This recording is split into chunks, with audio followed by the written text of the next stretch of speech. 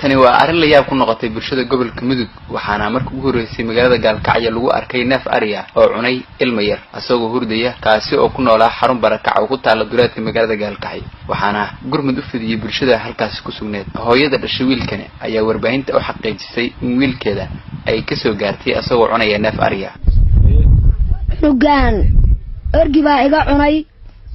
meel baa seexsaday meeshii asagii oo jiifaan ka tagay